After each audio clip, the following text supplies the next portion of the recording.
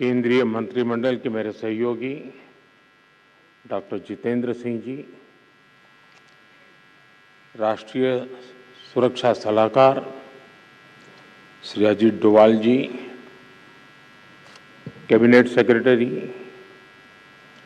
Director CBI, अन्य अधिकारीगण, देवी और सज्जनों, आप सभी को सीबीआई के 60 वर्ष पूरे होने हीरक जयंती के इस अवसर पर बहुत बहुत बधाई।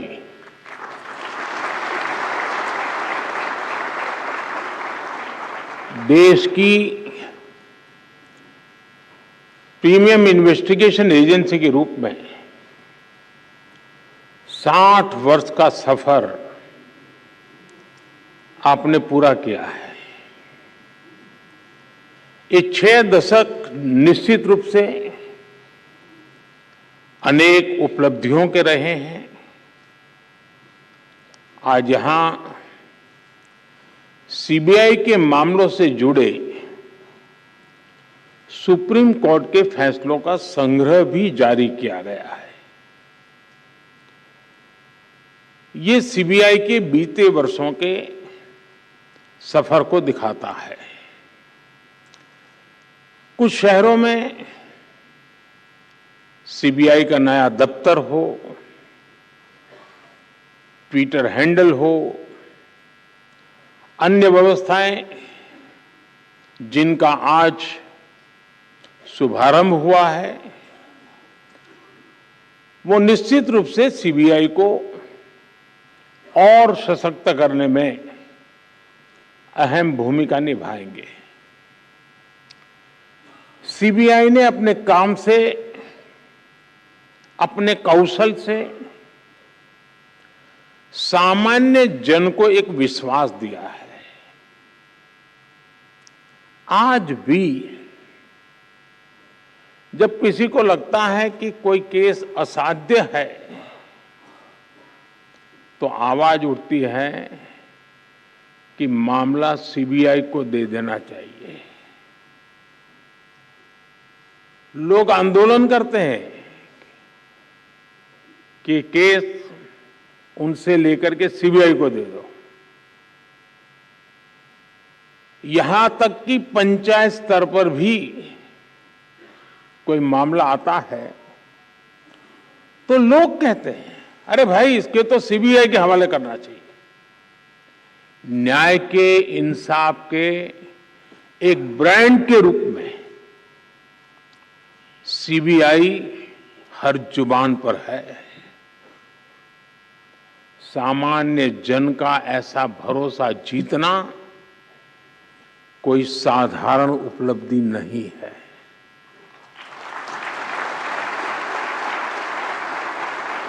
और इसके लिए पिछले 60 वर्षों में जिन ने योगदान दिया है, इस संगठन में रहे सभी अधिकारी, सभी कर्मचारी बहुत बहुत बधाई के पात्र हैं। अभी यहां कई साथियों को उत्कृष्ट सेवा के लिए पुलिस मेडल से भी सम्मानित किया गया है। जिनका सम्मान करने का मुझे अवसर मिला है, जिनको सम्मान प्राप्त हुआ है, उनको, उनके परिवारजनों को मेरी तरफ से बहुत बहुत बधाई। साथियों, इस महत्वपूर्ण पड़ाव पर अतीत की उपलब्धियों के साथ ही आने वाले समय की, भविष्य की चुनौतियों पर मंथन भी उतना ही आवश्यक है। आपने जो चिंतन शिविर किया है, इसका उद्देश्य भी अपने आप को अपग्रेड करना, अपने आप को अपडेट करना और इसमें पुराने अनुभवों से सीख लेते हुए भविष्य के रास्ते निकालने हैं, निर्धारित करने हैं। ये भी ऐसे समय में हो रहा है जब देश ने अमृत काल की यात्रा का आरंभ किया है। कोटि कोटि भारतीयों ने आने वाले 25 सालों में भारत को विकसित बनाने का संकल्प लिया है और विकसित भारत का निर्माण प्रोफेशनल और एफिशिएंट इंस्टीट्यूशंस के बिना संभव नहीं है और इसलिए सीबीआई पर बहुत बड़ी जिम्मेदारी है।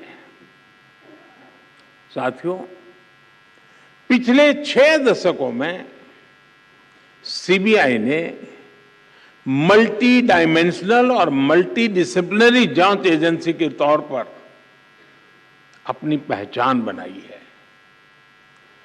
आज सीबीआई का दायरा काफी बड़ा हो चुका है। बैंक फ्रॉड से लेकर वाइल्ड लाइफ से जुड़े अपराधों, यानी यहां से यहां तक, महानगर से लेकर के जंगल तक अब सीबीआई को दौड़ना पड़ रहा है। ऑर्गेनाइज क्राइम से लेकर साइबर क्राइम तक के मामले सीबीआई देख रही है, लेकिन मुख्य रूप से सीबीआई की जिम्मेदारी भ्रष्टाचार से देश को मुक्त करने की है।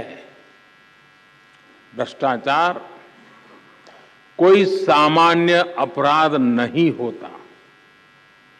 भ्रष्टाचार गरीब से उसका हक छीनता है। भ्रष्टाचार अनेक अपराधों का सिलसिला शुरू करता है, अपराधों को जन्म देता है। भ्रष्टाचार लोकतंत्र और न्याय के रास्ते में सबसे बड़ा रोड़ा होता है। विशेष रूप से जब सरकारी तंत्र में भ्रष्टाचार हावी रहता है तो वो लोकतंत्र को फलने फूलने नहीं देता। जहां भ्रष्टाचार होता है वहां सबसे पहले युवाओं के सपने बलि चढ़ जाते हैं, युवाओं को उचित अवसर नहीं मिलते।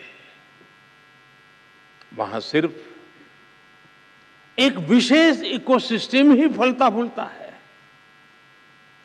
भ्रष्टाचार प्रतिभा का सबसे बड़ा दुश्मन होता है और यहीं से भाई भतीजावाद, परिवारवाद पनपता रहता है और अपना शिकंजा मजबूत करता रहता है। जब भाई भतीजावाद और परिवारवाद बढ़ता है तो समाज का, राष्ट्र का सामर्थ्य कम होता जाता है और जब राष्ट्र का सामर्थ्य कम होता है तो विकास अवश्य प्रभावित हो जाता है। दुर्भाग्य से गुलामी के कालखंड से करप्शन की एक लेगेसी हमें मिली है, लेकिन दुख इस बात का है कि आजादी के बाद के अनेकों दशकों तक इस लेगेसी को हटाने के बजाय किसी न किसी रूप में कुछ लोग उसको सशक्त करते गए। साथियों, आप याद कीजिए 10 वर्ष पहले जब आप गोल्डन जुबिली मना रहे थे तब देश में क्या स्थिति थी? तब की सरकार के हर फैसले, हर प्रोजेक्ट सवालों के घेरे में थे।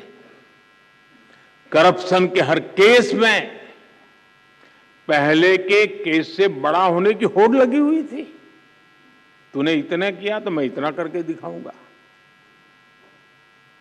आज देश में इकोनॉमी की साइज के लिए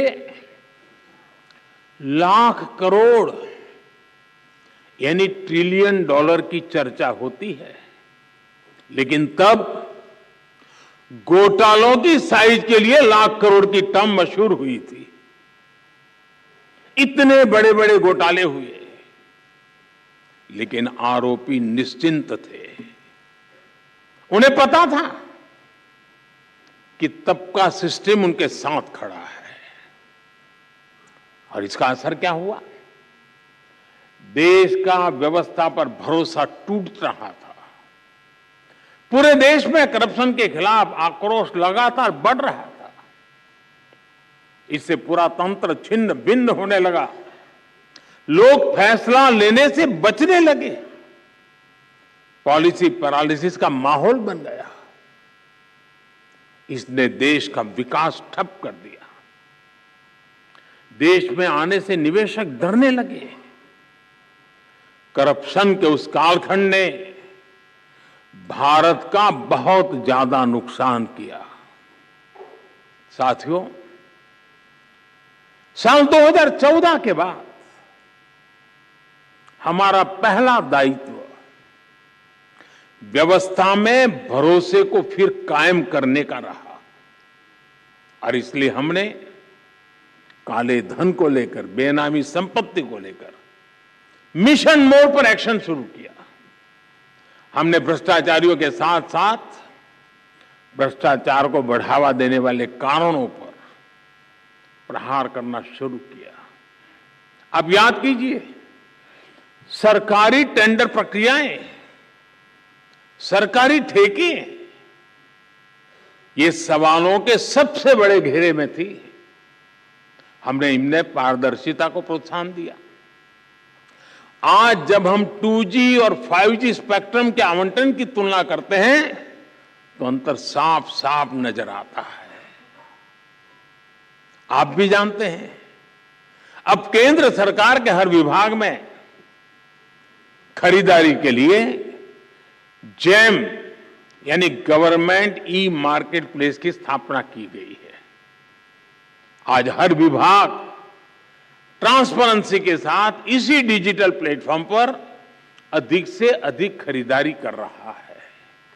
साथियों, आज हम इंटरनेट बैंकिंग की बात करते हैं, यूपीआई से रिकॉर्ड ट्रांजैक्शन की बात करते हैं, लेकिन हमने 2014 से पहले का फोन बैंकिंग वाला दौर भी देखा है। ये वो दौर था जब दिल्ली में प्रभावशाली राजनीतिक दलों से जुड़े लोगों के फोन पर हजारों करोड़ रुपए के बैंक लोन मिला करते थे। इसने हमारी अर्थव्यवस्था के आधार, हमारे बैंकिंग सिस्टम को बर्बाद कर दिया था। बीते वर्षों में हम बहुत मेहनत करके अपनी बैंकिंग सेक्टर को मुश्किलों से बाहर निकाल करके लाए हैं। फोन बैंकिंग के उस दौर में कुछ लोगों ने 22,000 करोड़ रुपए देश के बैंकों के लूट लिए और विदेश भाग गए। हमने फ्यूजिटिव इकोनॉमिक ऑफेंडर्स कानून बनाया। अभी तक विदेश भागे इन आर्थिक अपराधियों की 20,000 करोड़ रुपए से अधिक की संपत्ति जब्त की जा चुकी है।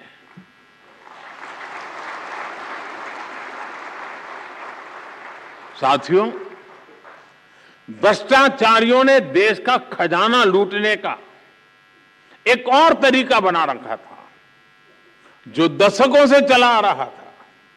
ये था सरकारी योजनाओं के लाभार्थियों से लूट। पहले की सरकारों में जो मदद गरीब लाभार्थियों के लिए भेजी जाती थी वो बीच में ही लूट ली जाती थी। राशन हो, घर हो, स्कॉलरशिप हो, पेंशन हो, ऐसी अनेक सरकारी स्कीम्स में असली लाभार्थी खुद को ठगा हुआ महसूस करते थे। और एक प्रधानमंत्री ने तो कहा था, 1 रुपया जाता है 15 पैसा पहुंचता है। 85 पैसों की चोरी होती थी। पिछले दिनों मैं सोच रहा था, हमने डीबीटी के द्वारा करीब 27 लाख करोड़ रुपए नीचे लोगों में पहुंचाया है। अगर उस हिसाब से देखता तो 27 लाख करोड़ में से करीब करीब 16 लाख करोड़ कहीं चले गए होते। आज जनधन, आधार, मोबाइल की ट्रिनिटी से हर लाभार्थी को उसका पूरा हक मिल रहा है। इस व्यवस्था से 8 करोड़ से अधिक फर्जी लाभार्थी सिस्टम से बाहर हुए हैं। जो बेटी पैदा नहीं हुई वो विधवा हो जाती थी और विधवा पेंशन चलता था। डीबीटी से देश के करीब 2.25 लाख करोड़ रुपए गलत हाथों में जाने से बचे हैं।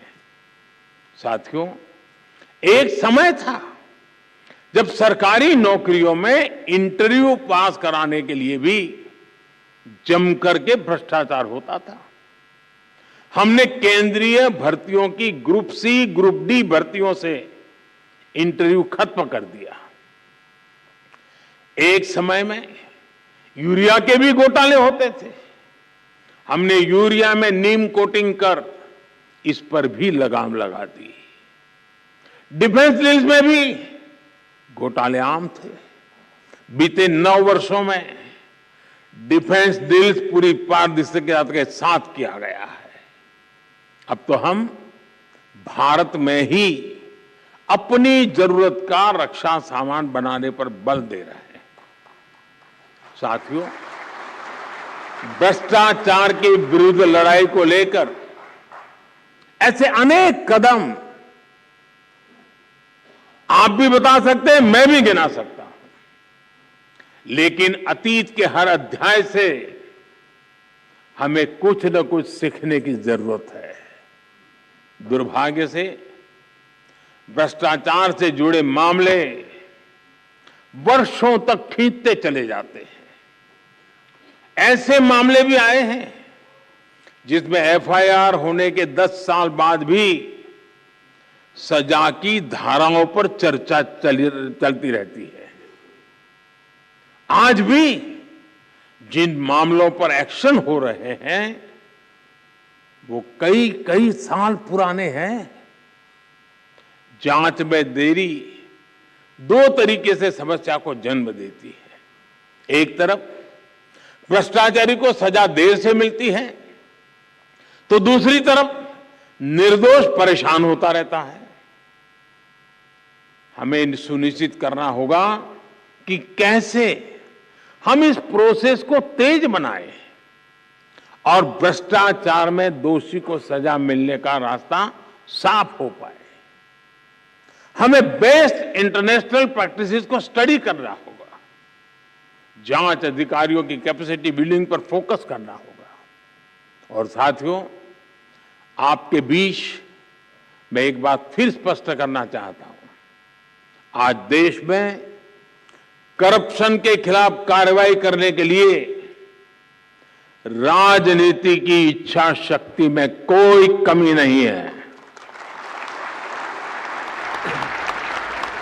आपको कहीं पर भी हिचकने, कहीं रुकने की जरूरत नहीं है।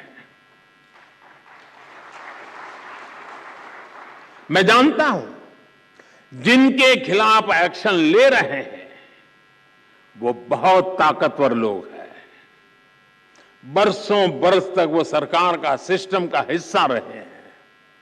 संभव है कई जगह किसी राज्य में आज भी विकसित सत्ता का हिस्सा हो।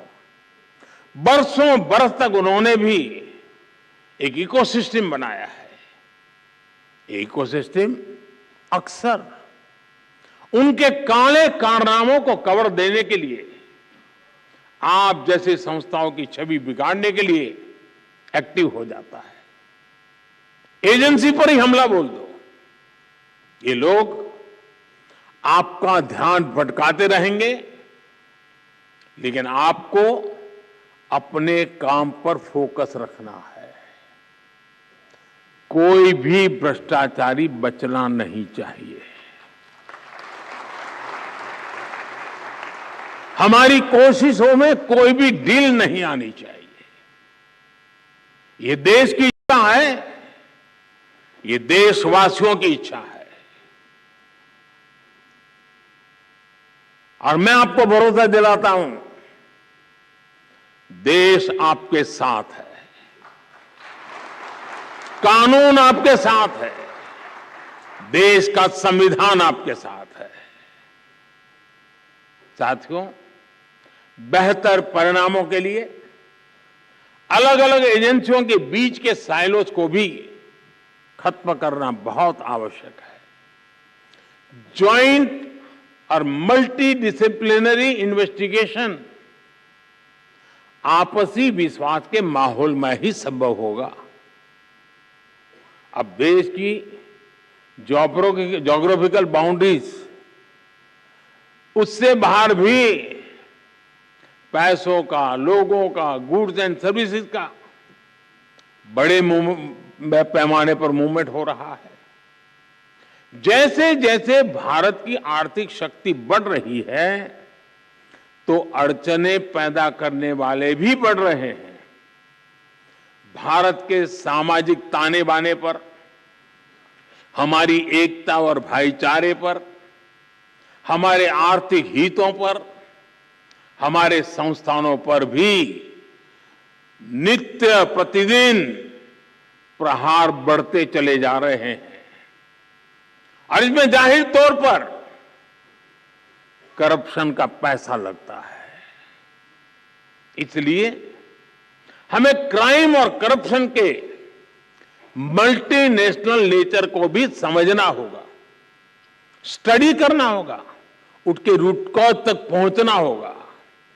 आज हम अक्सर देखते हैं कि आधुनिक टेक्नोलॉजी के कारण क्राइम ग्लोबल हो रहे हैं, लेकिन यही टेक्नोलॉजी, यही इनोवेशन समाधान भी दे सकते हैं।